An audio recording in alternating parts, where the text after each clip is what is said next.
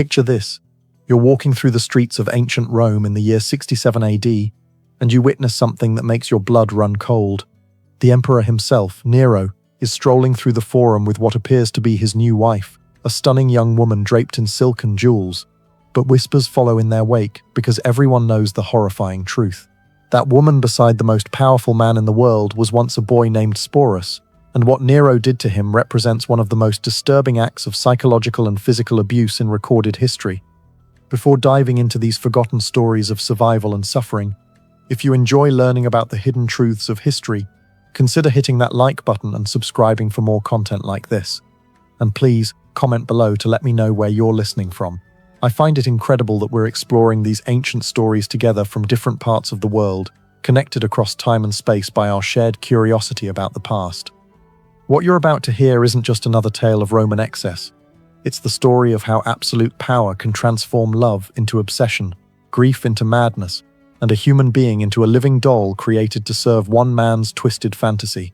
The name Sporus might not be familiar to you, but his story will haunt you long after you finish listening. Let's start with the man who would become the architect of this tragedy. Nero wasn't born evil. In fact, his early reign showed remarkable promise. When he ascended to the throne at just 16 years old, many Romans believed they were witnessing the dawn of a golden age.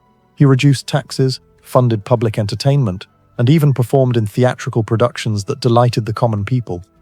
But absolute power has a way of corrupting even the most promising souls, and by 65 AD, something had fundamentally broken inside the emperor's mind. Maybe it was the constant paranoia that comes with knowing everyone around you wants your position.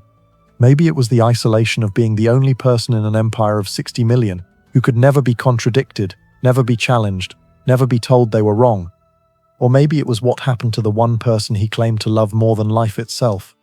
Her name was Poppaea Sabina, and she was everything Nero thought he wanted in a woman, beautiful beyond description, intelligent enough to match his own grandiose vision of himself, and ambitious enough to share his dreams of eternal glory.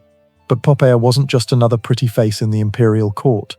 She possessed the kind of sharp political instincts that made her a formidable ally or a dangerous enemy. When Nero first laid eyes on Poppaea, he was already married to Octavia, the daughter of the previous emperor. It had been a cold, loveless political marriage. Poppaea represented everything that Octavia was not. Where Octavia was quiet and reserved, Poppaea was vivacious and commanding. Where Octavia sought to avoid attention, Poppaea reveled in being the center of everyone's gaze. The affair between Nero and Poppaea began as a typical Roman scandal. But what started as adultery quickly evolved into something much more dangerous: genuine obsession. Nero wasn't just attracted to Poppaea's beauty, he was consumed by her in a way that terrified even his closest advisors. Ancient historians describe Nero's behavior during this period as increasingly erratic and possessive. He would fly into murderous rages if other men so much as looked at Poppaea too long during public functions. He began stationing guards around her at all times, ostensibly for protection but really to monitor her every interaction. He lavished her with gifts that bankrupted the imperial treasury: jewels from India, silks from China, perfumes from Arabia.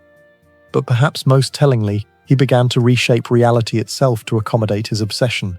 First, he divorced Octavia, a shocking move that alienated many supporters. Then he announced his intention to marry Poppaea in a full imperial ceremony. The wedding was a spectacle of unprecedented luxury, with Nero sparing no expense to demonstrate his devotion. Even marriage couldn't satisfy Nero's need to possess Poppaea completely. He began to isolate her from family and friends, surrounding her with people who owed their positions entirely to his favor. He commissioned dozens of portraits and sculptures of her, not just for public display but for his private chambers, so he could look upon her image, even when they were apart. Ancient sources tell us that Nero would sometimes spend hours simply watching Poppaea as she went about her daily activities. This wasn't romantic devotion, it was the behavior of someone who had confused love with ownership, who saw another human being not as an independent person, but as a beautiful object that existed solely for his pleasure. Poppaea, for her part, seemed to understand the dangerous game she was playing. She was intelligent enough to recognize that her beauty and Nero's obsession gave her unprecedented power, but also shrewd enough to realize this power came with enormous risks. She began using her influence to advance her family's interests, building a network of supporters who would protect her if Nero's affections ever wavered. But Poppaea had one fatal flaw. She wasn't afraid to stand up to Nero. Unlike everyone else in the imperial court who had learned to anticipate the emperor's moods, Poppaea retained her independence of spirit. She would argue with him about policy decisions, criticize his artistic pursuits, and even mock his performances when she thought they were subpar. The details of what happened on that fateful day in 65 AD vary depending on which ancient historian you believe, but the outcome was always the same. During what started as a typical domestic argument, some sources say about Nero coming home late from chariot races, others about his theatrical pursuits. The emperor lost control in a way that would haunt him forever. According to Tacitus, the argument escalated when Poppaea dared to criticize Nero's priorities, suggesting he cared more about his public image than his responsibilities as a husband and father.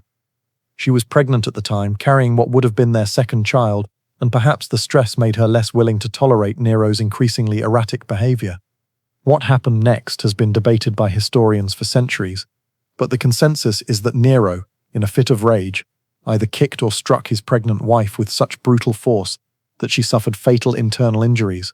Some sources suggest it was a single blow to her abdomen. Others describe a sustained attack that left her bleeding and unconscious on the marble floor. Imagine the moment when Nero realized what he had done.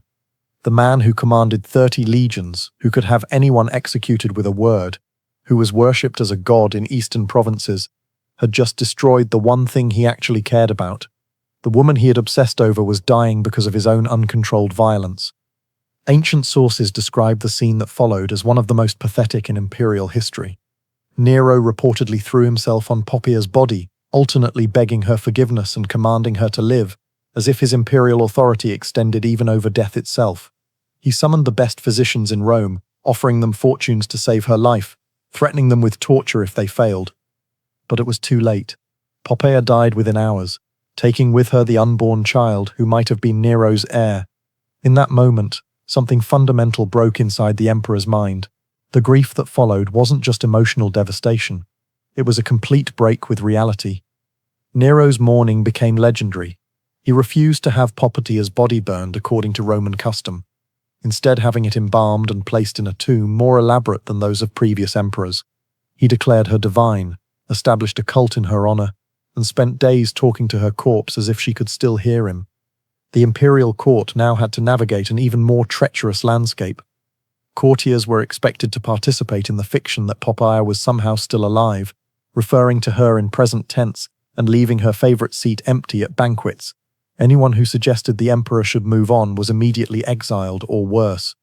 It was during this period that Sporus first entered Nero's line of sight, though the young man had no idea he was walking into a nightmare.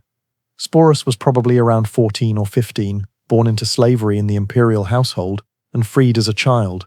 He had been raised within the palace walls, receiving education that prepared him for administrative duties.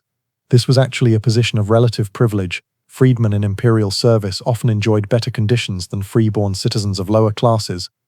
But this privilege came with complete dependence on imperial favor. Freedmen owed everything to their former master's generosity, creating absolute vulnerability. They could be elevated to great influence, but also discarded, punished, or killed on a whim, with no legal recourse. What made Sporus special in Nero's eyes wasn't his intelligence or skills, it was his face. Multiple ancient sources agree that the young man bore an uncanny resemblance to dead Poppaea, particularly around the eyes and delicate bone structure. In a world where Romans believed physical resemblance indicated deeper spiritual connection, this similarity would have seemed almost supernatural. The first time Nero saw Sporus after Poppaea's death, something clicked in the emperor's broken mind. Here was a chance to undo the irreversible, to bring back what he had destroyed. The resemblance was so striking that for a moment, Nero may have actually believed he was seeing Poppaea's spirit returned in a new form. Of course, there was one obvious problem. Sporus was male. But for a man who had convinced himself he was a god, who had spent months talking to a corpse, changing someone's gender seemed like a minor obstacle.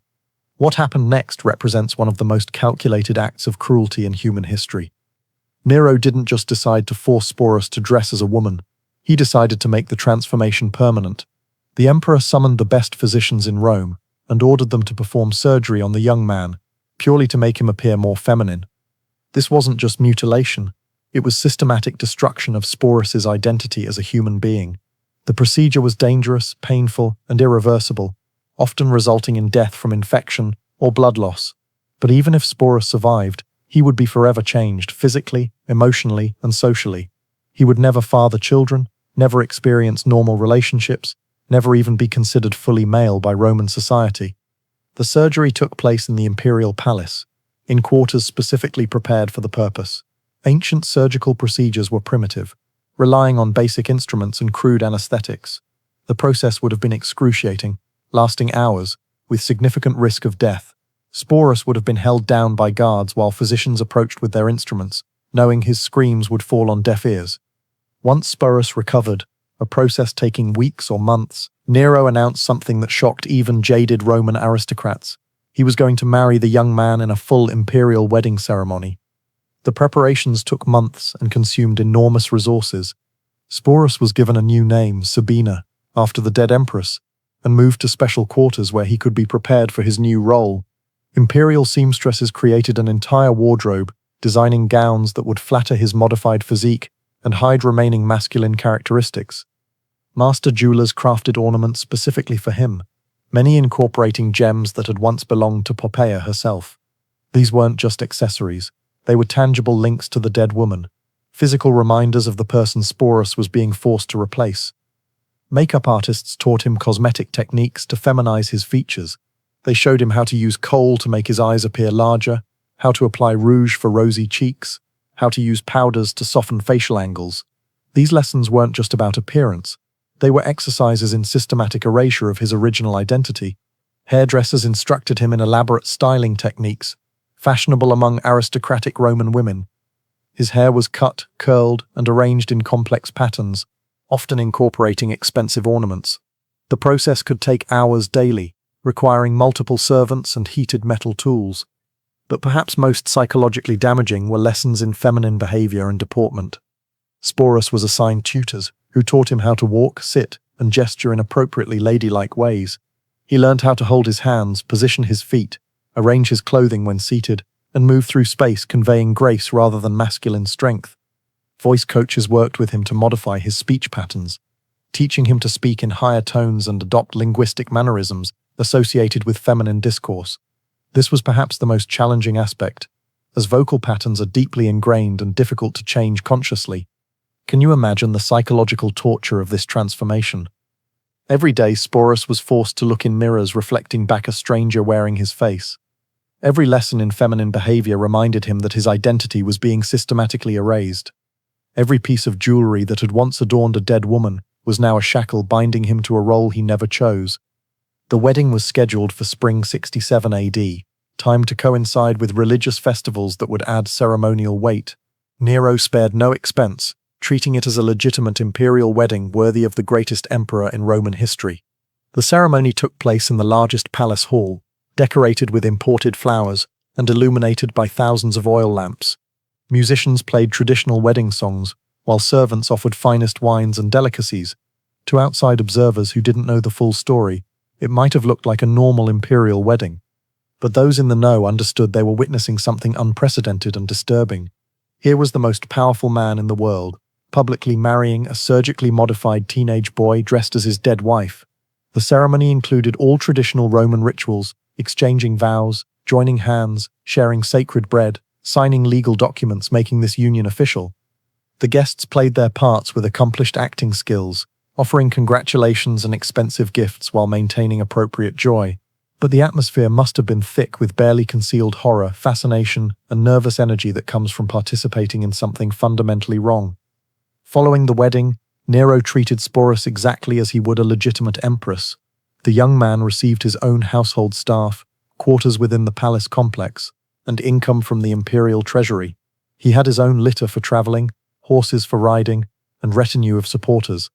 But all this apparent luxury came with a terrible price: complete erasure of his original identity and constant performance of a psychologically devastating role. Sporus was expected to accompany Nero to public functions, sit beside him at state dinners, and play the devoted wife in all interactions. This wasn't just about appearances. Nero genuinely seemed to believe he had successfully resurrected Poppaea. He would call Sporus by his dead wife's name, reminisce about shared memories that had never happened, and expect responses maintaining the elaborate fiction. For Sporus, Every day became a high-stakes performance where the slightest mistake could mean death. He had to remember not just how to look and act like a woman, but how to respond as if he were Poppaea herself. When Nero mentioned events from his previous marriage, Sporus had to react as if he remembered them personally. Ancient sources describe Sporus as becoming increasingly skilled at this deception, developing an almost supernatural ability to anticipate Nero's moods and respond appropriately. But they also note he grew more withdrawn and melancholic as time passed, though he continued playing his assigned role perfectly in public. The psychological strain is almost impossible to imagine.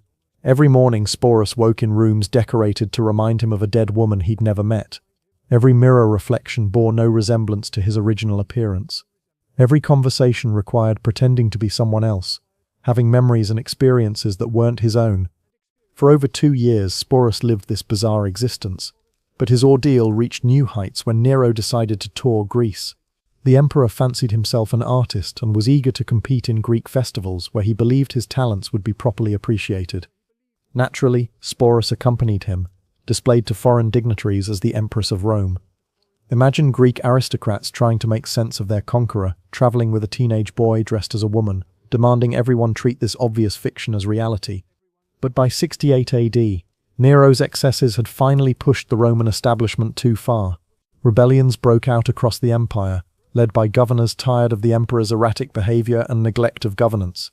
The Praetorian Guard declared opposition to Nero's continued rule, and the Senate condemned him as an enemy of the state. When Nero finally fled Rome with a small group of supporters, Sporus was among them. Even facing death, the emperor couldn't leave behind his living reminder of Poppaea. They holed up in a villa outside Rome, waiting for either rescue or capture, while Nero alternated between grandiose escape plans and theatrical preparations for suicide. When word came that enemies were closing in, Nero finally chose death over capture, but his suicide left Sporus incredibly vulnerable. As one of the most visible symbols of Nero's reign, he was both a valuable prize and dangerous liability for whoever claimed power next. What followed was perhaps even more tragic. Sporus became a political pawn, passed from one powerful man to another like valuable property, first claimed by Nymphidius Sabinus, then by Otho, then by Vitellius, each treating him much as Nero had, keeping him dressed as a woman and calling him by Poppaea's name. It was under Vitellius that Sporus's nightmare reached its ultimate conclusion. The new emperor decided to use him for public entertainment in the Colosseum, specifically in a reenactment of mythological scenes involving violence and humiliation. For Sporus, this represented the ultimate degradation, being sexually humiliated in front of thousands for their amusement. Rather than submit to this final humiliation, Sporus made the only choice that was truly his own in years. He took his own life, probably by poison, sometime in 69 AD. He was probably no more than 20 years old. In death, Sporus finally escaped the grotesque theatre that had consumed his life. His story became a cautionary tale about the dangers of absolute power and the human cost of imperial excess. But ancient historians seemed less interested in Sporus as a person than as a symbol of imperial decadence. What makes his story so haunting isn't just the abuse he endured, but how he was systematically stripped of identity and agency. From the moment Nero decided he resembled Poppaea, Sporus ceased to exist as an individual and became instead a canvas for the emperor's twisted fantasies. The fact that Sporus chose death over further humiliation suggests that somewhere beneath the layers of forced femininity and imperial conditioning, some spark of his original self survived. His suicide was both tragedy and final act of defiance, a refusal to be degraded further, even at the cost of his life. Perhaps most tragically, we know almost nothing about who Sporus was before his transformation. What were his hopes and dreams? What did he want to do with his life? All of that was erased when he became Nero's living doll, replaced by a performance so complete that his original identity disappeared entirely. The boy who was forced to become an empress, who endured years of psychological and physical abuse, who finally chose death over further degradation. His story deserves to be remembered not just as a curiosity from ancient Rome, but as a testament to both human cruelty and human resilience. In choosing his own death, Sporus reclaimed the one thing denied him throughout his adult life, the power to make his own choice about his fate. His story reminds us that behind every historical narrative of imperial grandeur, there are individual human stories of suffering and survival that deserve our attention and our compassion, even across the vast gulf of 2,000 years.